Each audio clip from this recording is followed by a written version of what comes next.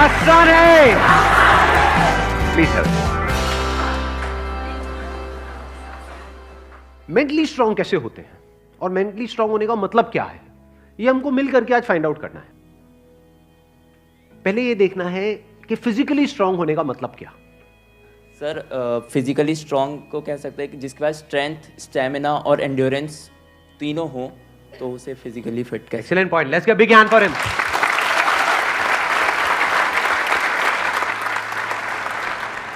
क्या हम ये कह सकते हैं उसकी मसल स्ट्रांग हो? हाँ, क्योंकि कुछ भी लिफ्ट करने के लिए, सही। वेट उठाने के लिए मसल्स का स्ट्रांग होना जरूरी है। Right. मसल्स वीक होंगी तो आप नहीं कर पाओगे। हाँ। है ना, जो ओवरऑल स्ट्रक्चर है उसमें बोन्स भी आ गई, मसल्स भी आ गई, वो स्ट्रांग होनी चाहिए, उसको हम फिजिकल स्ट्रेंथ बोल सकते हैं। अभी यही फंडे जो हम फिजिकल में देख रहे हैं, इसी को मेंटली देख करके और फिर समझने की कोशिश करेंगे स्टेप बाय स्टेप कि उसका मतलब क्या। कि फिजिकल स्टेमिना तो हमको समझ आता है कि फिजिकली हम जल्दी ना थके। कोई बंदा है उसने थोड़ा बहुत काम किया एकदम से थक गया तो इसका मतलब फिजिकली स्ट्रांग नहीं है। जैसे बहुत लोग होते हैं, जैसे ही अपनी फिजिकल ट्रेनिंग करते हैं, कुछ भी करते हैं, हल्का सा भी दर्द होता है तो छोड़ देते हैं, छुई मुई टाइप के, है ना, तो बड़ा दर्द हो रहा है। भाई दर्द नहीं होगा तो बनेगी कैसे, है ना। Right sir. तो हल्का सा भी कुछ होता है तो छोड़ देते हैं, एंड्योर नहीं कर पाते हैं पेन को। Yes sir. तो पेन को एंड्योर करने की जितनी हमारे अंदर पावर है उसको हम एंड्योरेंस बोल सकते हैं। सर मेरे हिसाब से फिजिकली स्ट्रांग होने का मतलब ये है कि सबसे बड़ी चीज़ ये है कि बीमारियों से दूर होना चाहिए उसे। अगर मतलब कई बार ऐसा होता है कि हमें फिजिकली स्ट्रांग दिख रहा है पर्सन, बट वो होता नहीं है। यानी कि एक बंदा हो सकता है वो फिजिकली हमको स्ट्रांग बाहर से दिख रहा हो और वेट भी बहुत अच्छा लिफ्ट कर रहा हो, और लेकिन उसकी इम्यूनिटी वीक हो। Yes sir. तो हम कह सकते हैं अंदर से वो बंदा कितना स्ट्रांग है। यानी कि जो भी डिजीजेस हैं, मतलब जो भी बीमारियां हैं, उनसे लड़ने की उसके अंदर कितनी पावर है उसकी बॉडी के अंदर। Yes sir. एक तो फिजिकल पावर, एक है उसकी इम्यूनिटी हम बोल सकते हैं। Yes sir. अब एक एक करके इन पॉइंट को देखते हैं कि मेंटल स्ट्रेंथ में किस तरीके से हम अप्लाई कर सकते हैं। सबसे पहले बात हमने करी फिजिकली स्ट्रांग होने का मतलब क्या, स्ट्रेंथ। मतलब आप कह लो वेट उठाना है। जैसे कहीं हम जा रहे हैं रेलवे स्टेशन पे, यहाँ पे, वहाँ पे, एयरपोर्ट पे, और अगर दोनों हाथ में पूरा भारी भारी पूरा भरा हुआ लगेज है, जैसा हम लोग इंडियंस ज़्यादातर लेकर के जाते हैं, लगेज बंदे से भारी होता है, सही है नहीं है? तीन तीन बंदे बैठ बैठ करके उसको पैक कर रहे होते हैं घर पे, माँ चढ़ी होती है और साथ में बच्चे भी, बेटा तू भी आ जा, तू भी आ जा, पति अरे तू क्या देगा, इधर बैठ। सारे बैठे हुए हैं और उसको बंद कर रहे हैं, फिर उसको उठा रहे हैं, है ना। तो कहने का मतलब है कि अगर आपकी मसल स्ट्रांग है तो आप उठा लोगे, एफर्टलेसली उठा लोगे। इसी को तो फिजिकल स्ट्रेंथ कहेंगे। एक है बहुत एफर्ट लगा के आपको कुछ छोटा सा काम करना पड़ रहा है, एक है बहुत बड़ा काम भी आप कर रहे हो बिना किसी एफर्ट के। क्यों? क्योंकि आपकी बॉडी स्ट्रांग है, आपकी मसल स्ट्रांग है। बिल्कुल इसी तरह से थिंकिंग मसल्स, यानी कि कोई प्रॉब्लम आई तो आप ये देख सकते हो आपकी थिंकिंग मसल्स कैसी है, बेस्ड अपॉन कि आपका रिएक्शन कैसा है जब कोई आपकी लाइफ में प्रॉब्लम आती है। तीन सिचुएशंस हैं यहां पे, तीनों को एक एक करके देखते हैं। एक है कोई बड़ी प्रॉब्लम आई हमारे सामने और हमने अपने हथियार डाल दिए और हम एकदम से परेशान हो गए, तो हम क्या कहेंगे, हमारी मेंटल मसल्स कैसी है, वीक है। मतलब बिल्कुल ऐसा हो गया कि लगेज थोड़ा सा भारी है तो लगेज भारी है, मैं नहीं उठाऊंगा। अरे भाई अपने आप को स्ट्रांग कर, मैं आगे ट्रैवल नहीं करूंगा। क्यों? क्योंकि लगेज भारी है, मैं तो यही रहूंगा, बस स्टैंड पे ही रहूंगा मैं, तो अब मैं नहीं जाऊंगा। तो आप हंस रहे हो, लेकिन ऐसे हम करते हैं लाइफ में। कोई बड़ी प्रॉब्लम आई तो हम क्या करते हैं, अपने हथियार डाल देते हैं, मतलब वी गिव अप, फेस ही नहीं करते हैं उस प्रॉब्लम को। ऐसी कोई प्रॉब्लम नहीं है जिसका सोल्यूशन ना हो इस दुनिया में। अगर प्रॉब्लम है तो सोल्यूशन भी है, बट सोल्यूशन तक पहुंचने के लिए we need thinking muscles, we need to think a lot in the right direction.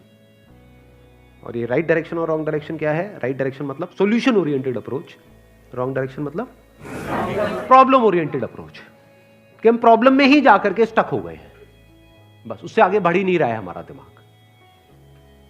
इसको हम कह सकते हैं मेंटली हमारी जो मसल्स हैं वो वीक है, मेंटली हम वीक है।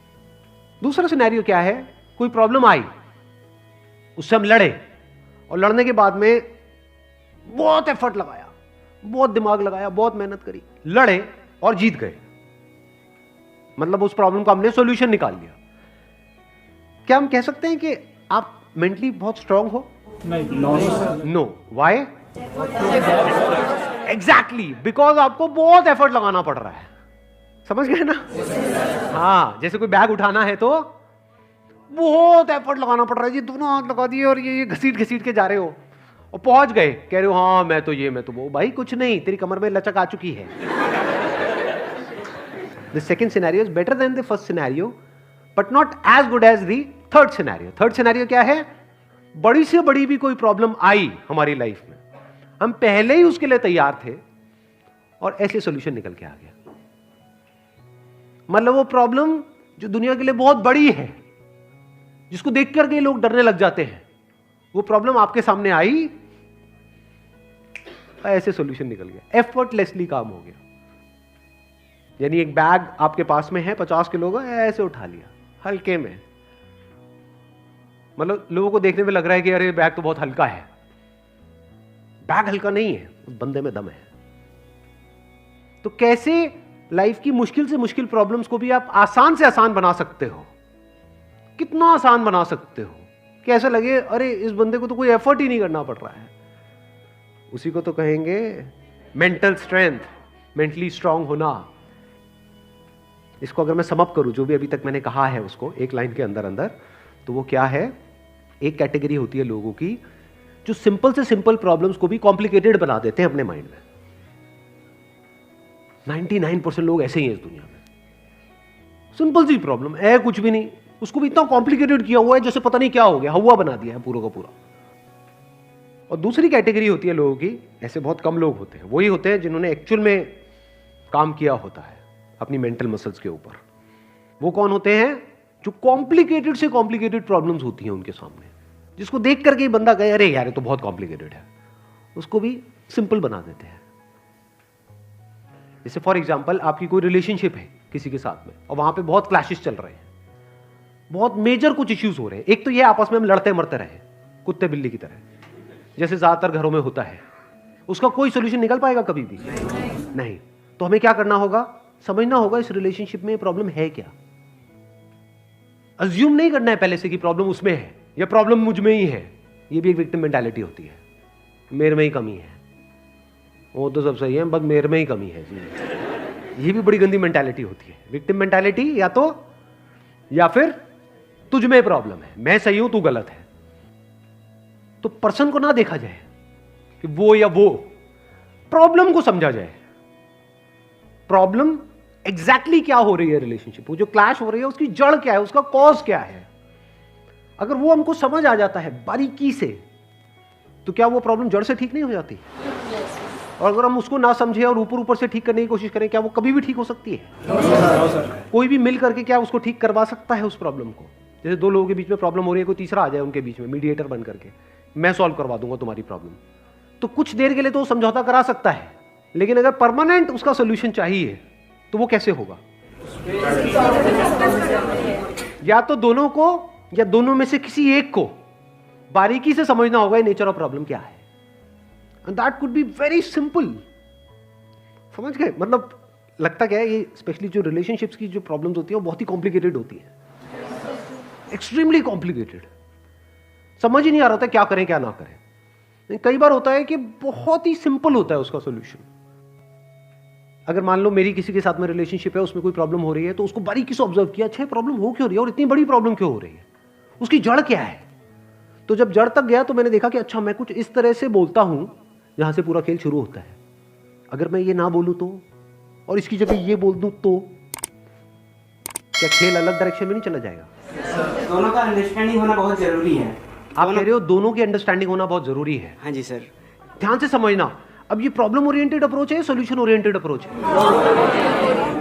ये प्रॉब्लम ओरिएंटेड अप्रोच है जिसका कोई दुनिया में सॉल्यूशन नहीं है। ये बिल्कुल ऐसा है कि सरकार को तो अपना काम अच्छे से करना चाहिए। ये जो चाहिए है ना, ये हम इंडियंस की नस नस में दौड़ रहा है।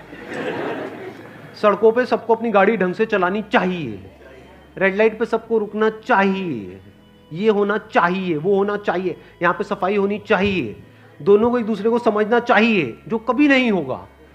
तो क्या हो सकता है, इसका सोल्यूशन क्या है? ये हो गई प्रॉब्लम ओरिएंटेड थिंकिंग कि हमारी लड़ाई की जड़ क्या है, मैं तो उसको समझता हूं, वो मुझे नहीं समझती। समझ गए ना? आ गई ना प्रॉब्लम। जबकि सोल्यूशन क्या है? मुझे ही समझना है, खत्म।